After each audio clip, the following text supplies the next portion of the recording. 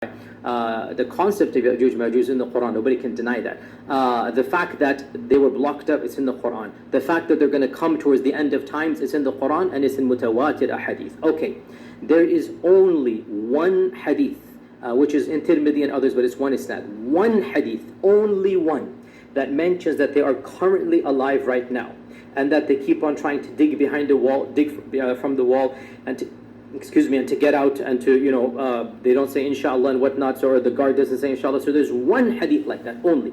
And as I said, the previous lecture, I consider this hadith to be authentic. Okay, now when I went back, I discovered, hey, hold on a second, this hadith has been problematized by multiple ulama. And there's in fact an entire pamphlet or treatise written by one of the students of Shaykh Ibn Uthaymeen, who's a scholar of hadith as well. And he's written an entire treatise explaining why this hadith is weak from an isnad perspective, right? And I read through this one, and I went back, I saw what Ibn Kathir said. Ibn Kathir problematized this hadith, other people problematized this hadith, right?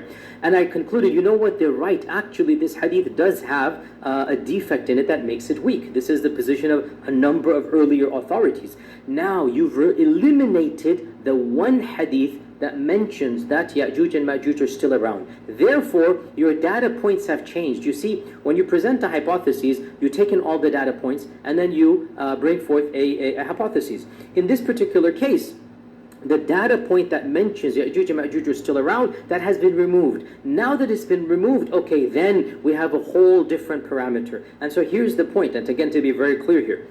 If Allah or His Messenger sallallahu alaihi wasallam told us that we have to accept X or Y or Z, sami'na wa ata'na, we have to accept. But what if that's not there? In this case, well then, we don't have to accept it.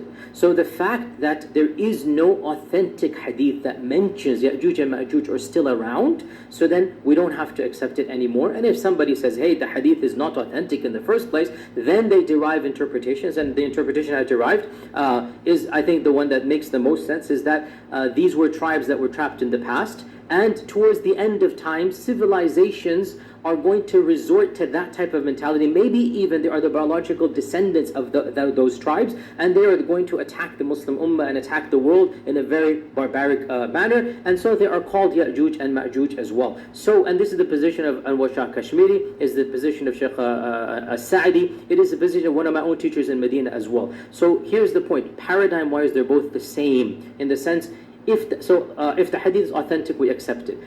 Simple example here, the issue of